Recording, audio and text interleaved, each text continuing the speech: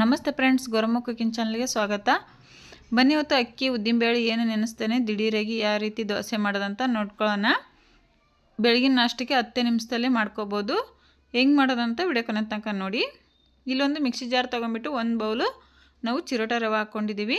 ಒಂದು 2 ಸ್ಪೂನ್ ಅಷ್ಟು ಅಲ್ಲ, ಒಂದು ಚಿಕ್ಕ ಬೌಲಲ್ಲಿ 1 ಬೌಲು ಮೈದಾ ಹಿಟ್ಟು, ಕಡಲೆ ಹಿಟ್ಟು, 1 ಸ್ಪೂನ್ ಸಕ್ಕರೆ, ಸ್ವಲ್ಪ ಉಪ್ಪು ಹಾಕ್ಕೊಂಡು ಇದನ್ನು ಸ್ವಲ್ಪ ಗ್ರೈಂಡ್ ಮಾಡ್ಕೋಬೇಕು.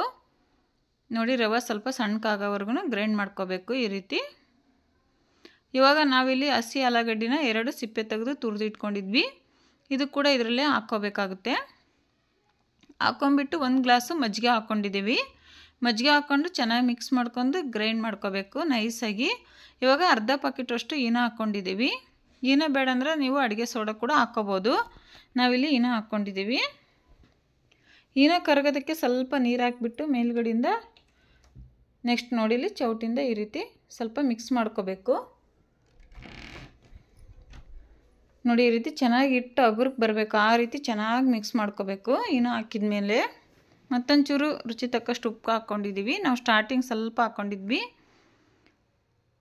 ಇವಾಗ ನೋಡಿ, ನಮ್ಮ ದೋಸೆ ಹಿಟ್ಟು ರೆಡಿಯಾಗಿದೆ. ನೋಡಿದ್ರಲ್ಲ ಎಷ್ಟು ಬೇಗ ದೋಸೆ ಹಿಟ್ಟು ರೆಡಿ ಮಾಡ್ಕೋಬೋದು ಅಂತ ಹೇಳ್ಬಿಟ್ಟು ಒಂದು 5 ನಿಮಿಷ ಬಿಟ್ಟು ಅದನ್ನು ಇಲ್ಲಿ ಹಂಚು ಕಾಯಕ್ಕೆ ಇಟ್ಟಿದ್ದೀವಿ ಒಲೆ ಮೇಲೆ. ಹಂಚು ಕೂಡ ಚೆನ್ನಾಗಿ ಕಾದಿದೆ. ಇದಕ್ಕೆ ಇವಾಗ ನಾವು ಎಣ್ಣೆ ಹಚ್ಕೋಬೇಕಾಗುತ್ತೆ.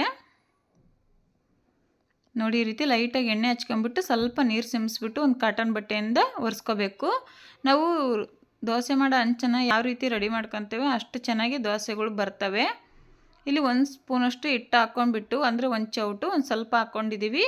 ಈ ರೀತಿ ನೋಡಿ ನೀಟಾಗಿ ದೋಸೆನ ಅಗಲ ಮಾಡ್ಕೋಬೇಕಾಗುತ್ತೆ. ನೋಡಿ, ಎಲ್ಲಿ ಕಟ್ಟಾಗಲ್ಲ, ಏನಾಗಲ್ಲ, ಎಷ್ಟು ಚೆನ್ನಾಗಿ ಬರ್ತವೆ ಅಂತ ಹೇಳ್ಬಿಟ್ಟು.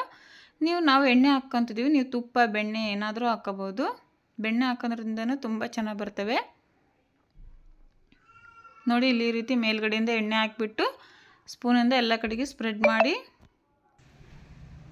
ನೋಡ್ಬೋದು. ಎಣ್ಣೆ ಹಾಕಿದ ಮೇಲೆ ಒಂದು ಸೈಡ್ ಬೇಕಾದರೂ ನೀವು ಬೇಯಿಸ್ಕೋಬೋದು, 2 ಸೈಡ್ ಏನು ಬೇಯಿಸೋ ಅವಶ್ಯಕತೆ ಇಲ್ಲ. ಈ ದೋಸೆನ ನೋಡ್ಬೋದು, ಇಲ್ಲಿ ಒಂದೇ ಸೈಡೇ ಬೇಯಿಸಿಕ್ಕೇನೆ ದೋಸೆ ಸ್ಮೂತಾಗಿ ಎಷ್ಟು ಚೆನ್ನಾಗಿ ರೆಡಿಯಾಗಿದೆ ಅಂತ ಹೇಳ್ಬಿಟ್ಟು.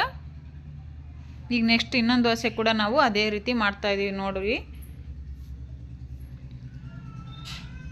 ನೋಡ್ತಾ ಇದ್ರಲ್ಲ ಇಲ್ಲಿ ಇದೇ ರೀತಿ ನೋಡಿ. ನಾವು ನಿಮಗೆ ಇಲ್ಲಿ 3 ದೋಸೆನ ಮಾಡಿಬಿಟ್ಟು ತೋರಿಸಿದ್ದೀವಿ. ಬೇಗ ಕೂಡ ಆಗುತ್ತೆ. ನೀವು ಏನಾದ್ರು ಅಕ್ಕಿ ನೆನ್ಸೋದು ಮರ್ತಿದ್ರೆ, ಮಕ್ಕಳು ಆಟ ಮಾಡಿದರೆ ದೋಸೆ ಮಾಡಿಕೊಡಿ ಅಂತ ಹೇಳ್ಬಿಟ್ಟು ದಿಢೀರಾಗಿ ಮಾಡ್ಕೊಳ್ಳಿ. ತುಂಬ ಟೇಸ್ಟಿಯಾಗಿರ್ತೈತಿ ದೋಸೆ, ಮತ್ತು ಮಾಡೋದು ಕೂಡ ಅಷ್ಟೇ ಈಜಿ. ನೋಡಿ, ಈ ದೋಸೆ ಕೂಡ ಅದೇ ರೀತಿ ಮಾಡ್ಕೊಂಡಿದ್ದೀವಿ. ನಾವಿಲ್ಲಿ ನಿಮಗೆ 3 ದೋಸೆನ ಮಾಡಿಬಿಟ್ಟು ತೋರಿಸಿದ್ದೀವಿ.